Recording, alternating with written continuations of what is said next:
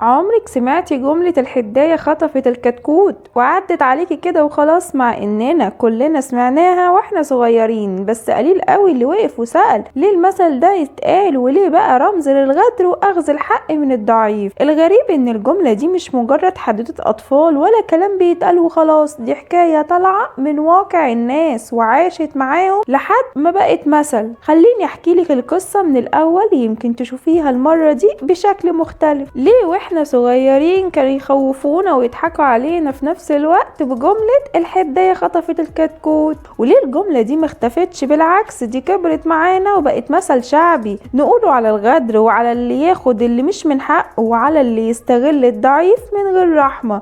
الحقيقة ان الجملة دي مش مجرد حدوتة اطفال ولا مجرد صورة طائر بيخطف كتكوت، دي جملة ليها اصل في التراث الشعبي المصري والعربي، واتذكرت بصيغ قريبة في معاجم الامثال، وبتستخدم من زمان كرمز واضح للغدر والقهر واستغلال الضعيف. من المعروف في الثقافة الشعبية ان الحداية هي طائر جارح معروف في الريف والقرى، كانت دايما موجودة حوالين البيوت والغيطان. الناس كانت شايفاها بعينيها بتلف في السماء وتستنى اللحظة اللي يكون فيها كتكوت صغير ضعيف مش قادر يهرب وتنقض عليه فجأة. المشهد ده كان بيتكرر قدام الناس بعينيهم، مش قصة خيالية ولا حكاية متألفة. علشان كده الحداية في الوعي الشعبي اتربطت بالخطف والغدر، والكتكوت بقى رمز للضعف، للبراءة، للي ملهوش حيلة. ومن هنا الجملة بدأت تتحول من وصف المشهد طبيعي إلى تعبير رمزي. في كتب التراث الشعبي ومعاجم الأمثال زي اللي جمعوا الأمثال الدارجة وشرحوا معانيها،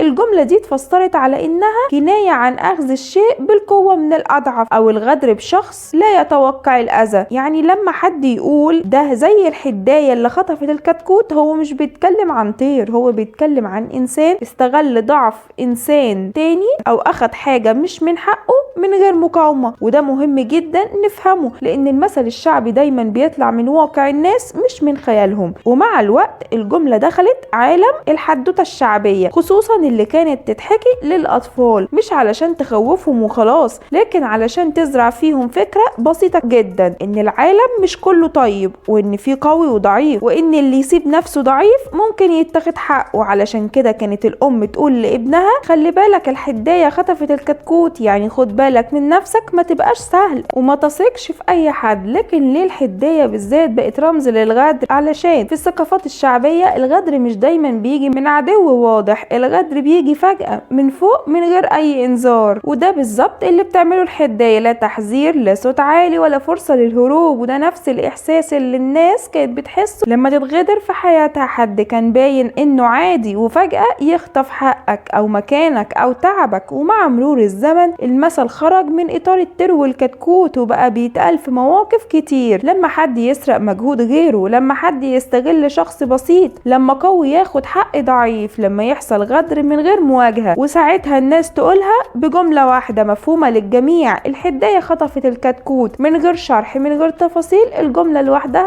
كفاية. وده سر قوة الأمثال الشعبية. المهم نفهم حاجة، المثل ده مش بيمجد الغدر ولا بيبرزه، بالعكس هو بيحذر منه. الأمثال الشعبية دايما كانت وسيلة للناس البسيطة إنها تحمي نفسها بالحكمة مش بالقوة. يعني المثل مش بيقول كن حداية، لكن بيقول ما تبقاش كتكوت، خد بالك الفرق كبير. علشان كده الجملة لحد النهاردة لسه عايشة، لسه بنسمعها، لسه بنستخدمها، لأن الفكرة نفسها لسه موجودة في المجتمع، قوي وضعيف وغدر وثقة. والأمثال زي ما قالوا زمان مراية المجتمع. وفي النهاية حدوث الحداية خطفت الكتكوت مش حكاية طير، دي حكاية بشر، حكاية واقع، وحكاية تجربة اتكررت لدرجة ان الناس اختصرتها في جملة واحدة وعاشت الجملة اكتر من اصحابها. يمكن علشان كده لسه بنقولها لحد النهاردة. لو حسيتي ان الحكاية دي لمستك او فكرتك بموقف شفتيه قبل كده، اكتبي لي رأيك في الكومنتات. ما تنسيش تعملي لايك وتشتركي في القناة علشان نكمل سوا حكايات وامثال من زمان لسه عايشة جوانا لحد النهاردة. سلام.